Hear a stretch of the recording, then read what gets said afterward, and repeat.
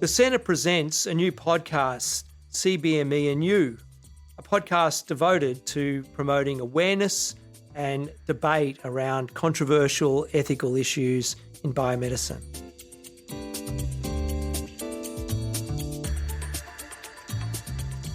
Welcome back to CBME and You. On our second episode of the season, we have Professor Deboleena Roy from Emory College of Arts and Sciences, an expert in neuroscience and behavioural biology, and, in capital letters, feminist theory. Welcome. We are so happy to have you here. Thank you for having me. Now, we're going to ask you a question that we ask everyone, and I'm so excited to know your answer because I've heard a little bit of it. Do you prefer coffee or copy? Okay, so when I was doing research coming here, I understood that I had to try coffee, and I made that part of my research plan for this morning and actually had it, and it was life-changing. So definitely going forward, as soon as I can get it, again, coffee is going to be the way to go. Oh, wow. It really is. Yeah. Do you just get traditional straight copy?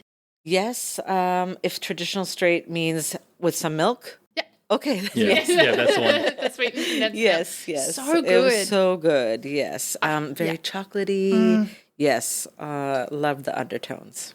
Be careful. So when I first moved here, I am also a massive avid coffee drinker, and I was so excited to find these coffees that are $1, $1.40, and you get so much in it.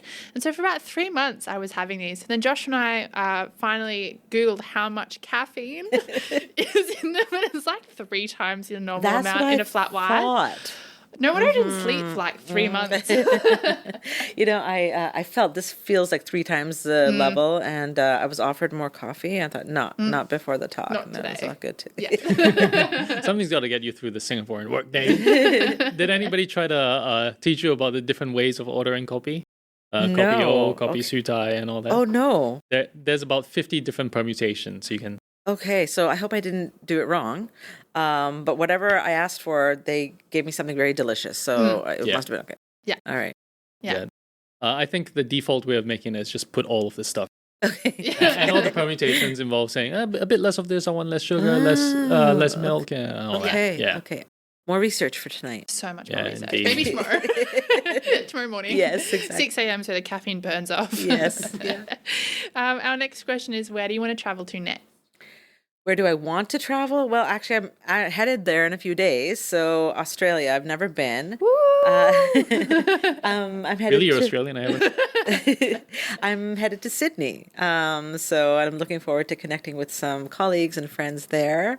But then after that, I think it might be time to go to Egypt. I've been thinking about Egypt a lot lately, and so I think the pyramids are on my horizon. Oh, what a good line. The pyramids are on my horizon. I can just see the tops of them sticking out. The tops that used to be coated in gold. I can really recommend Sydney. I haven't been to Egypt. My mother has. Okay. Which I'm really proud of her for because she doesn't travel a lot. But yeah, all the best with that. Yeah, it's time to start making that list. I've got, I hope, several more years and years of travel, but I think making those big trips, you got to start planning it early. So that's one of the things I like about living in Singapore, though, is that because it's just so from Australia, it's like 8 hours and you're still in Australia, whereas in Singapore, 2 hours and you're like 3 countries away. That's amazing. Half an hour you're out of Singapore. 20 minutes. Literally a 20-minute ferry. Yep. And our final and favorite question. Okay. What song is your favorite song to sing at karaoke? I noticed you took in a deep breath. It's like, okay, I can do this. No, it's because it's a very meaningful question to me. So I am a singer, and I'm trained in North Indian classical vocal, and in fact, our family has a family band. We're called the Lollipops. So I'm serious. I sing, and I also play the bass, and so singing is part of our lives every day. I will say that people have told me that I sound like Karen Carpenter. I don't know if you all know who Karen Carpenter is. I'm so sorry to I'm let on you top down. of the world. Yeah, Is that? yeah. So the go-to song is usually a Karen Carpenter. Okay. Yeah. Wow. If you were sticking around on Friday, James and I are going out for karaoke. Okay. So if you want, you can give us some songs to do homework on. I would have loved that, but I think I will be in Sydney on Friday. Sure you don't want to stick around? Sydney's got some good karaoke See if I bars. can change my flight. I'm particularly excited to have you come on the podcast to talk about your book, what is the exact title of it again? That's a good question. I should know this one. Molecular Feminisms, Biology, Becomings, and Life in the Lab.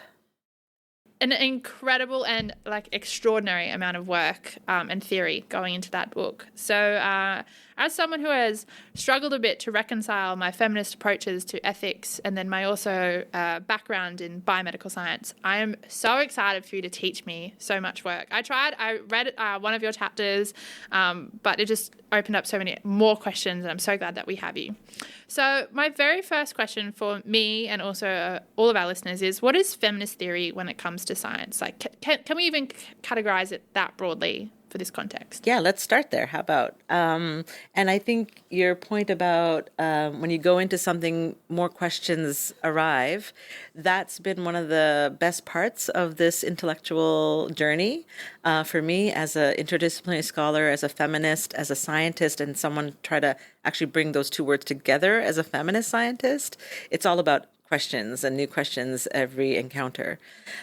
So if you're asking what is kind of feminist theory broadly and how does it apply to science, there are many different approaches, as many as there are to how people would define feminism. So for most of us, we know feminism as kind of a strategy or a structure, a way of thinking to bring equality between women and men. Equality in society, equality in legal status, equality in labor and work. And of course, that is an important project of feminism. For myself, what and where I'm coming from, kind of from multiple lenses, not only through gender, but also through perhaps race, sexuality, ability, and all kinds of other kinds of measures. Feminism serves as a tool for me, as a kind of a toolkit to think about difference, to think about how have we established a norm and who gets to reside in that norm or belong to that group, and then who becomes an other once you've established a norm. And so feminism gives me the tools to think about, to think from the margins or places that have become the margins, and to think about structural ways to change our way of thinking. And that could be for something as philosophical as the question of subjectivity, or it could be how do I approach a lab experiment and think about this differently. Yeah. Do you have some examples of specific problems and how maybe a feminist scientist would approach that problem or approach that a set of scientific questions differently from how a normie scientist might do it? Or a normie. Yeah. Well, okay. So once again, it could be in different ways. I'll start with what might be something that people usually, when they see that I'm in neuroscience and women's studies, they would assume, for example, that I study women's brains, which I don't. And in fact, the idea that one could create this binary between, that this would be a male brain and this would be a female brain, and just to use gender as the one key distinguishing factor for an organ is a very strange thing to do, right? Because our physiology is made of all kinds of other things, not just by the hormones or the genes that make one an XX or an XY, holding individual. So that might be a feminist way to think about science and doing scientific research is, okay, well, not enough work has been done on women's brains or on women's bodies, for example. And those are valid questions in some regard. There have been studies to show that certain drugs that have been put out there, they only used 35-year-old white men as the model. And because women's typically might have a smaller stature or their weight might be less. They were overdosing in all of these kind of drug scenarios. So studying women for clinical work is important, and different groups. But once again, it's not the type of research that I'm interested in. Once again, bringing kind of that feminist lens. And for me, it's a philosophical lens of how do we think differently around scientific questions. In my own research, I worked on GnRH neurons, which are gonadotropin-releasing hormone neurons. They're found in the hypothalamus of the brain. And they are part of what is known as the HPG axis, or the hypothalamic pituitary gonadal axis. This axis, for example, and other axes in the body are often thought of in these hierarchical terms, and particularly when you're talking about neuroscience and the brain is supposed to be kind of the master of it all, sending down signals and orders to the rest of the body. The idea that actually the rest of the body, in fact, has a feedback mechanism and is influencing the brain is a different way to build a paradigm. Instead of this like hierarchical HPG axis, you can think about it in terms of a feedback loop where the brain is also being acted upon. And it's not just sending out the control signals, right? So to me, that's a feminist approach to thinking about biology. It's reorienting a dominant paradigm of hierarchy. I remember one time I saw a video, and I'm not entirely sure if it's true, about the ways in which we use language to convey certain meanings in science. And I remember learning that, and this was not in my biomedical science degree whatsoever. This was just on Facebook one day. So please let's question this if it's untrue. This idea. Most of our citations on this podcast come from YouTube videos or Instagram reels. Just a disclaimer. Yes. So it's this idea that we always talk about how the sperm will find the egg. But actually, we are discovering that it's the other way around. The sperm is so useless that the egg actually has to go find the sperm and be like, hey, bud, I'm here. And just that terminology, that idea that like it's the sperm finding the egg, it's doing all the work, it's such a strong swimmer, but it's actually the other way around. Yes. I felt that quite interesting. So is this what you're talking about, how if we finally start to look at these problems differently, question the language as well that Absolutely. we're using these sorts of things? Yes. So let me just clarify. I think the sperm is not useless altogether, but I beg to differ. But you're right. It's about the language that's been used to describe a biological part or entity. It's the paradigm that then influences how we actually do the research, right? So I remember when I had just started my doctoral work, I was in a lab that was beside a lab that was doing reproductive technologies research. And the experiments that they were working on was literally to use a laser to drill a hole into an oocyte so that a sperm could be, forcibly, put into this egg. So that paradigm, that would have been used would have followed that, the sperm does all the work and the egg is just this passive entity, right? As kind of like the female of all, right? It's thought as the passive, the vessel. But literally a technology was being designed to drill a hole into an oocyte to get a sperm inside, when all the research around what signals could an oocyte be sending out there as well to invite a sperm in or to, make that happen. That kind of research only started after. So, but we develop actual science and technologies and see the world in a certain way that is based on our language, our paradigms, and quite frankly, our politics as well. So, it sounds like what's happening is that there's a whole bunch of like disparate kinds of ideas or criticisms that are coming together here. There's the idea that there's certain features of our human biology that turns out more active than we thought it would be, or we haven't thought that it's active because, well, it's called an egg. Obviously it's not going to be active. And there's criticisms of hierarchy, and I think you mentioned subjectivity earlier. So it seems like there's a lot of different threads that we're pulling together, and we're calling like feminist theory. Is there a way of like pulling them together and saying, oh yeah, this is how they're all feminist, like a way of almost unifying it, or do you want to resist that? So there we go. Yeah. So that tendency to unify, right? And to have this like kind of overarching understanding and to go forward, I think I would resist that. And that maybe is also coming from a different like form of critique of, maybe a post-colonial critique. That, we don't want to just colonize our ideas. We don't want one unified kind of way to just see all of being, that there are other stories. So, yeah, I do resist the kind of like feminist theory is this one thing.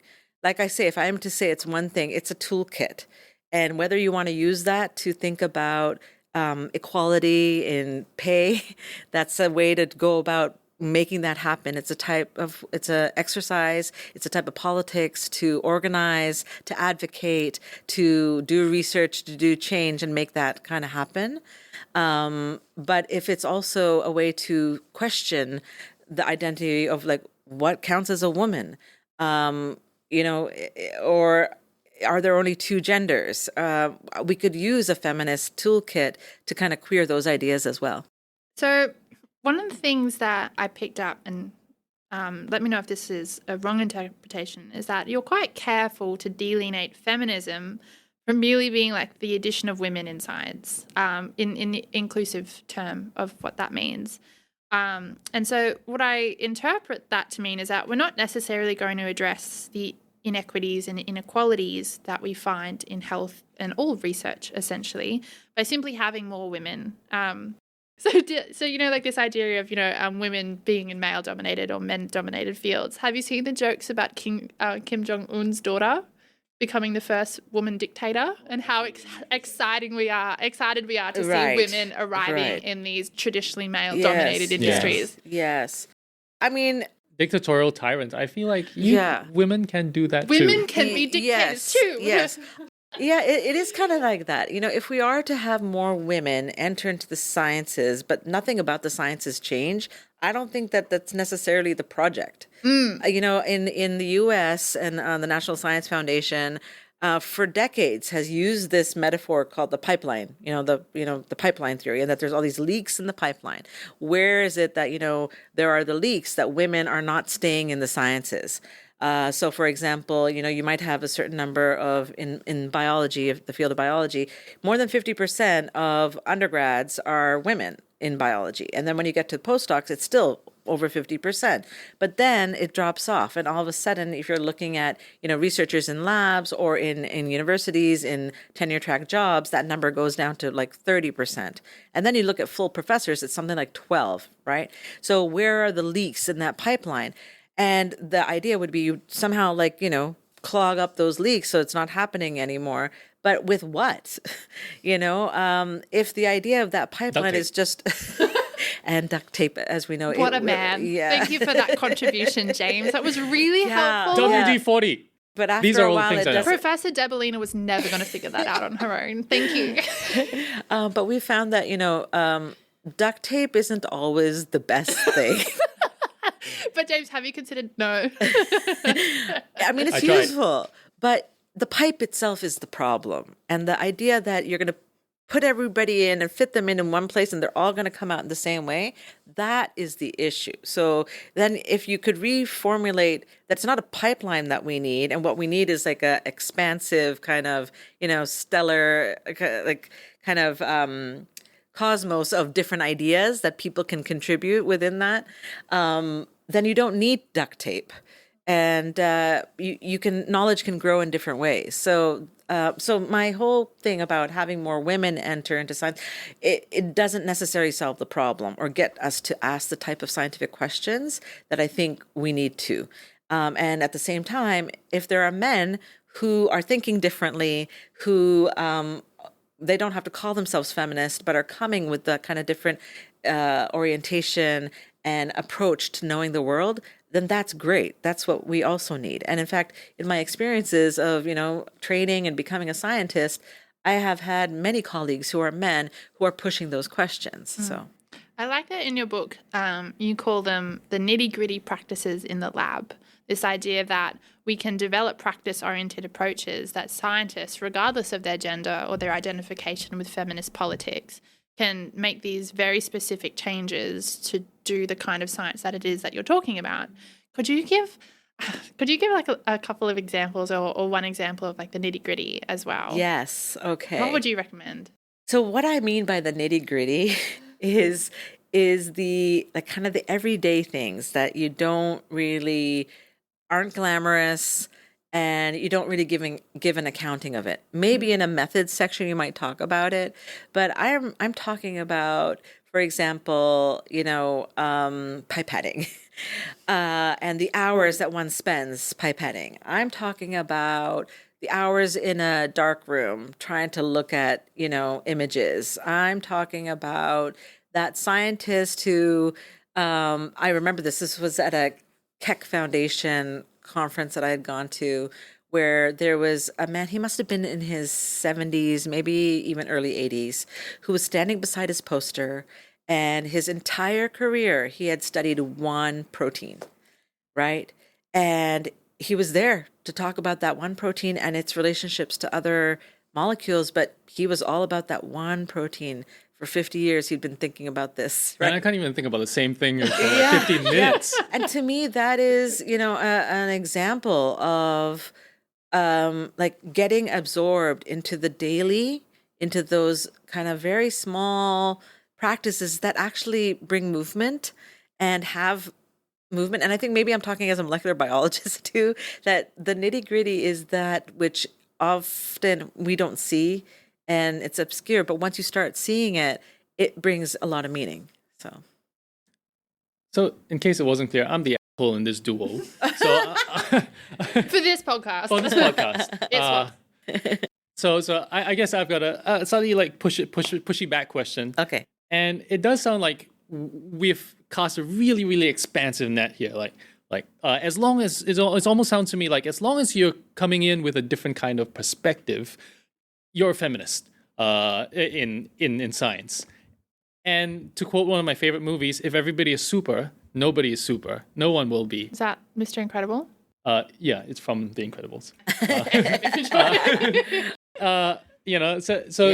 What if somebody says, well, if everybody's a feminist, then nobody's a feminist? Is there a risk here of trying to cast the net a bit too wide? Sure. So then maybe I should roll back. Maybe there's some assumptions here that if you are interested in questions of difference and you are aware that, certain individuals have privilege, that you've had to live a life where, you've been marked as another, where you can see that there are inequalities and that you are dedicated to addressing those inequalities, I think that's kind of the groundwork you need to do to call yourself a feminist to begin with. And that doesn't just happen overnight. That has to happen through one, living life experience and being part of a community and knowing that, it's our role to actually advocate and make changes and to have that kind of a advocacy and activist orientation. So I think that is probably like a starting place. Yeah. But once again, if somebody claims that they see an inequality, and then once again, it doesn't have to be based on gender for me, but it's some other reason, whether it's a learning style, if it is through, a neurodivergence, is it through design? Is it through body abilities? If there's a lived experience that then says, we need to be actually thinking about something differently here. Are we serving everyone that we can be? Do we need to revisit the design of, a building, a ramp, or, those are the kinds of things I think I would count as being a feminist motivation to then produce knowledge in a new way. Does that That's help? actually really helpful. Okay. Is it kind of like a Venn diagram where on the left you might have people who identify as feminists, and then on the right, this kind of different sort of science that you're talking about, outside the conventions, and they can overlap a person can be both feminist and pursuing these sorts of sciences, but you don't necessarily have to be a feminist in order to think differently. Exactly. And you don't need to call yourself that. So I do, because I come from a certain kind of training and history and interest in social justice movements. But once again, that scientist who's been studying that protein that other people thought, why are you doing this for so long? They're convinced this has a role, we need to understand it, and stick to that. To me, there's something about that way of coming to the world that actually it dislodges kind of this hierarchical mode of being or chain of being, right? So, okay, let me backtrack a bit. In knowing this person who studied a protein for so long, I think that they came to see the natural world in a way that they could really learn from that world. And that became their life pursuit, right? Not the scientist going in to discover the world, get what they needed, extract what they needed, and move on. But rather just be with this molecule and be with this and learn from it for so long. To me, something about that kind of reorientation to getting to know the world or getting to be with nature, that to me is a big paradigm shift. And then I translate that as a practice within feminist science. Like, you got a paradigm shift, and you have to rewrite those models and metaphors and how we think about things. But once again, this person would never have called himself a feminist, but I find that to be a feminist project. I wonder if you could call Thomas Kuhn a feminist Sure. now that you mentioned paradigm shifts. Yeah, if you're talking about paradigm shifts, that these things happen in science, that this is how science happens, I think that is an important element, and feminist scientists have learned from that a great deal. So I kind of, this kind of got me thinking about this one time. I spent 5 weeks in a lab trying to combine 2 pieces of DNA so that we could genetically modify bacteria to test a particular protein. It didn't work because it turns out recombining DNA is really hard. For a long time I thought about how, when my supervisor told me that it didn't work, we thought it had worked, but it didn't. And I was like, oh, that really sucks. Like, I wasted 5 weeks. And she was like, no, like, you did so much work in 5 weeks that I wouldn't have been able to get to in my own schedule. Like, you accelerated a lot of research for me, and we now know it doesn't work that way. And so this sort of what you were talking about brought back that memory, and it reminds me of something else you wrote in your book, which is that in feminist approaches, a purposeful effort is made to avoid the tired and predictable tendencies found throughout most scholarly traditions that would have us believe that theoretical progress can only occur by dismissing or discrediting previous forms of scholarship. It's this idea that you haven't made it unless you've discovered something brand new, like the light bulb or electricity or an atom. You're not really big unless you've, got 10,000 citations in Nature. But what you're talking about with your colleague is that he just did his thing in quiet time. They did their thing in quiet time and just did what worked for them. And that was the practice-oriented approach that brought about something really interesting, regardless of how the world sees it. So my question after all of that. I love this reflection, actually. Yeah. If we all aren't so focused on discovering the next best thing and competition, but appreciating and advancing sort of as a collective, you do that thing, you work on that protein, we'll all do something different, and it's not about who gets to the top first, it's how we get there together. How would this impact our current scientific or scholarship model? That's such a great question. And it takes me back to when I was an undergrad, and I had the great privilege of meeting with the scientist Ursula Franklin. I've written about her in some other project of mine, but Ursula Franklin was a professor of geology, I think, in the University of Toronto. And she used to talk about if she could have all the money and, research funding support to give out, she would create an institute of unfundable research. And that, to me, was her saying that, your project of 5 weeks and it didn't work. So much pipetting. But you see, So much of a pain. exactly, right? But you see that itself, we didn't know that it wasn't going to work. But then also, but it did work because you found out something that this doesn't do what we thought it was going to do. That's research we need to know. Otherwise, again and again, other people will try to do it and then it won't work or work in that way. But maybe your research did work and it did a type of work that then is contributing to science making, right? And knowledge making, right? So, that drive for always getting that positive result, right? Where in fact, if we don't learn from the negative results, right, we won't know what a positive result is. So just reframing what counts as knowledge and what counts as a scientific contribution, I think is important for all of us to, and when you've been in the sciences long enough, you know that, more than half the times the experiments fail.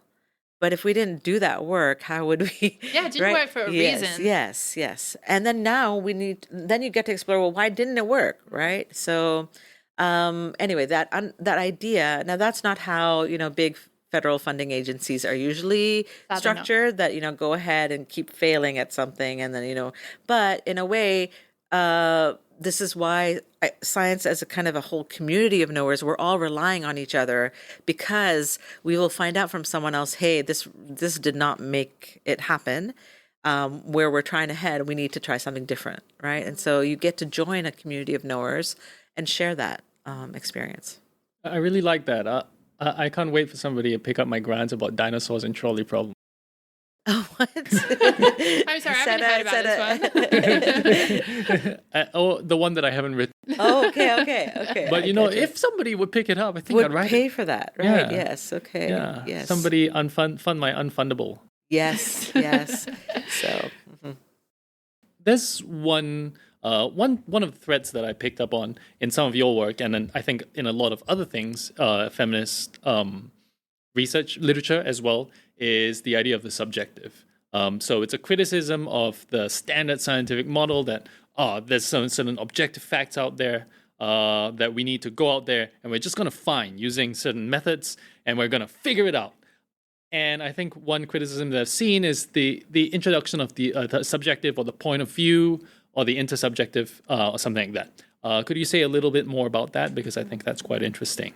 Yeah, and this comes back to, I think, what you were saying before, Sinead, about how to think about objectivity. If you're a feminist and you're trying to do feminist science, this idea of objectivity and the critique of objectivity that is important, I think, through a feminist science lens and a feminist STS lens, is really how do we define that objectivity, and is that objectivity even possible?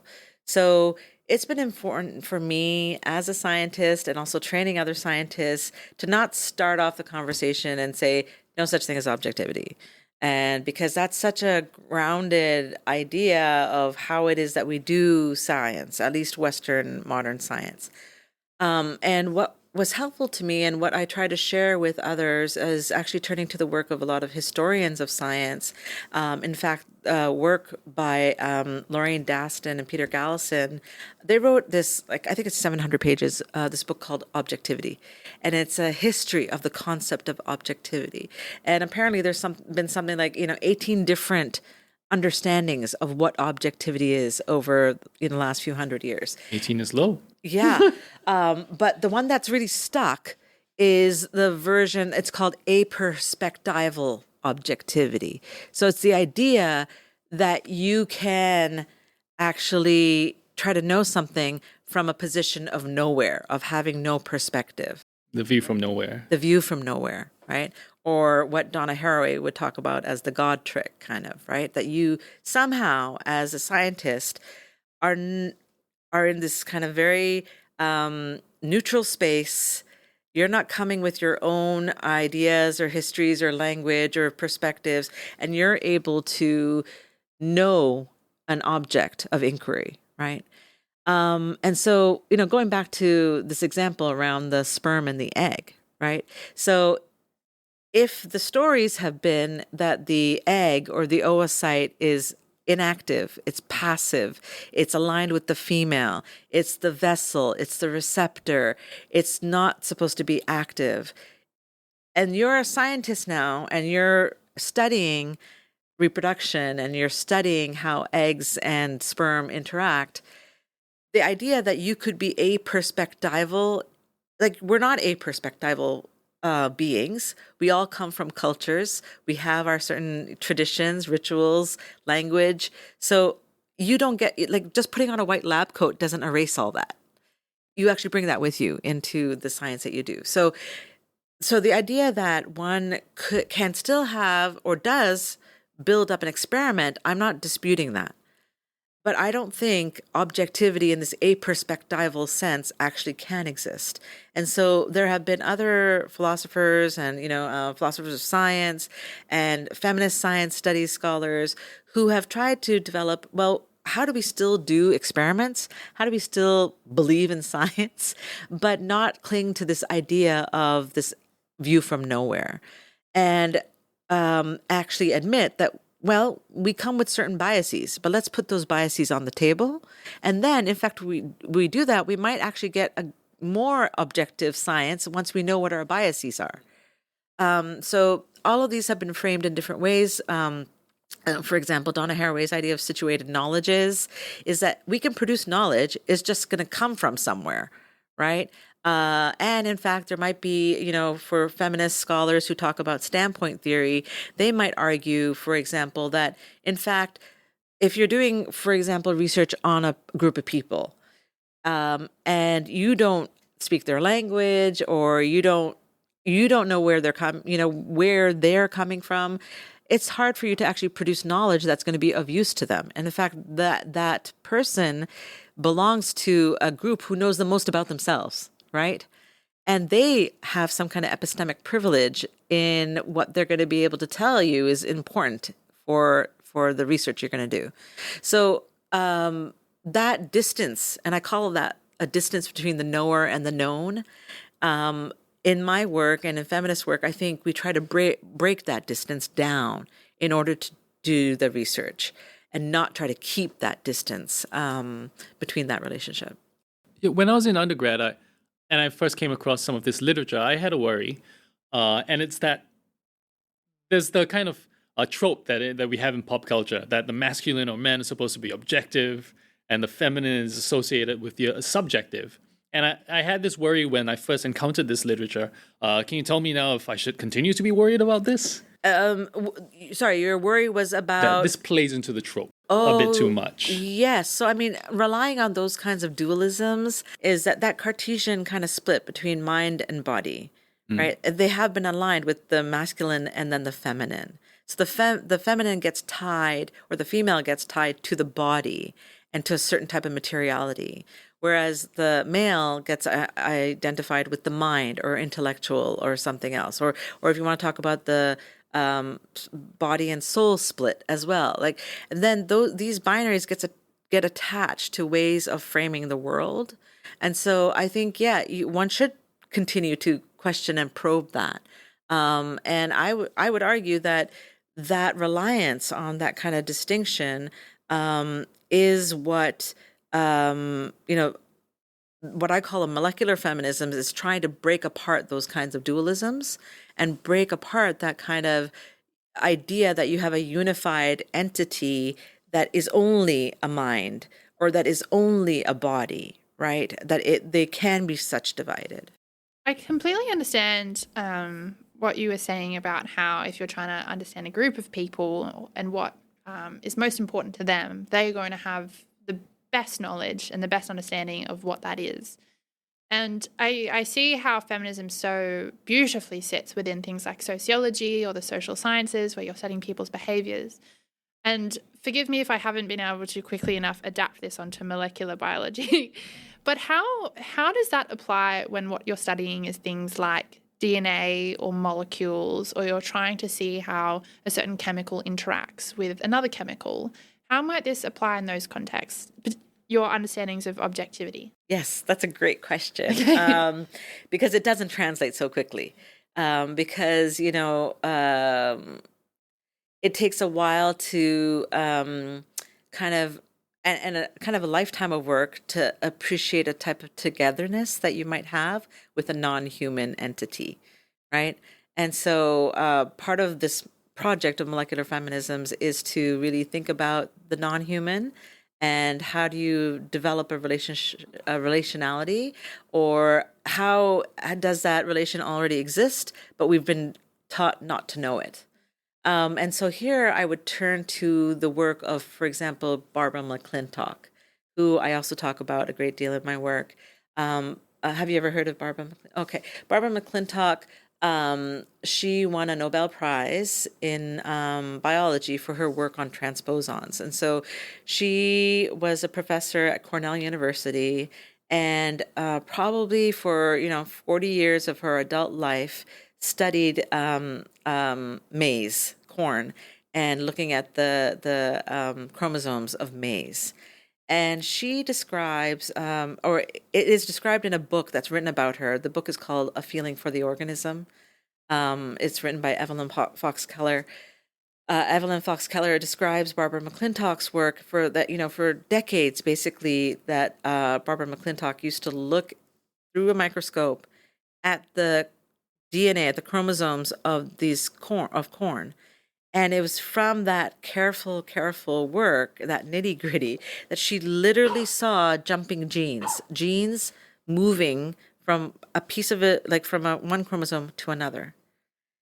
And because she was in and with that DNA in that close relationship for so long, developed a relationship with that moment, with that kind of experience, that she was able to make this discovery. To me, that is developing a different kind of relation to the non-human, that I think that's what I'm drawing on in, like, learning from.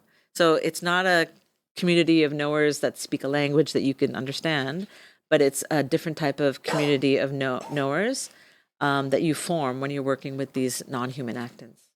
I think the way my brain is picturing that or describing that to me is kind of like, instead of saying these are my cells, like we used to talk about in the labs, like, oh, God, feed my cells, or my cells, they're so annoying, like they're so picky with me, they'll just like die out of nowhere. And you call it like this is my research, this is, what I know. It's like I'm coming into the room just waiting to see what's before me, rather than trying to own it or step into that space as like, I am the knower and you will be known. That's right, right? Because you get thwarted all the time, right? If it was this like one-way relation and this is the dominant, I'm the scientist who I get to come in, do what I need to do and extract what I need, and then you're out of here, right? That's not how it kind of works. And in fact, one of the examples that I also talk about is working with the in vitro cell line.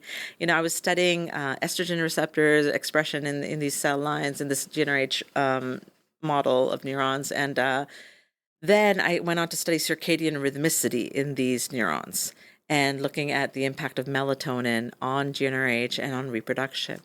And for years, I had to do, whenever I set up an experiment, I had to do time points to measure GnRH secretion every 6 hours. And so what did that mean? That meant I had a time point at 8 p.m., 2 a.m., 8 a.m. for years. So my own circadian rhythmicity was impacted by me studying the circadian rhythmicity of these cells. And they were doing this on me. I became part of the feedback loop in this. And so to see myself as not this knower who had control over, but that I too was controlled by this system that I was participating in, that was a reconfiguration that I think was a very important lesson for me in how do we do science and what is our role as a scientist. I'm not wondering how I can take this back to my boss. I can be like, look, I don't control my research. My research controls me. If I produce one paper this entire year, so be it. Yes. I'm not going to dominate Word anymore. I'm going to let Word come to me. Yeah, just I mean, this is more of a go with the flow, wait for the vibe kind of a thing. Yeah. I mean, try it. Let's see how that goes. Oh yeah, let me know how that goes. I think it'll work. I'll be the control where I'll continue to do what I do normally, and we'll see what works for you. I'll say I'm doing this experiment with Sinead where I do nothing. But you She's a see, co-author we've on just all my talked about nothingness. how important it is to have the null result. So Yeah. I think you're onto something. Yeah. Thank you very much. I've got one more question for you. It's in the title of your book, and it popped up a little bit in a chapter, which is this idea of becoming with. I think I might be starting to get it, but I was wondering if you could fully explain it to me in the sense that you mean it. I will try. Thank you. Okay, and this has been a project, because of my training in the sciences, but as an interdisciplinary scholar over the last few years, I've benefited from the patience and knowledge of colleagues. So, I have ventured into more kind of philosophical realms over the years. So for me, the idea of becoming is kind of going back to what you were asking as a question. It's an ontological orientation to the world. So you will continue to go on doing your marvelous work for many years to come. I hope so, but Egypt first, maybe. Egypt first. The pyramids on the horizon. Yeah. So. All right, so it's becoming time to wrap this up. So thank you so much, Professor Deboleena Roy. Oh, thank you both. Thank you very much. Thanks for listening to our new podcast. Subscribe online and tune in every first of the month. In the meantime, listen to CBME and you, and be savvy.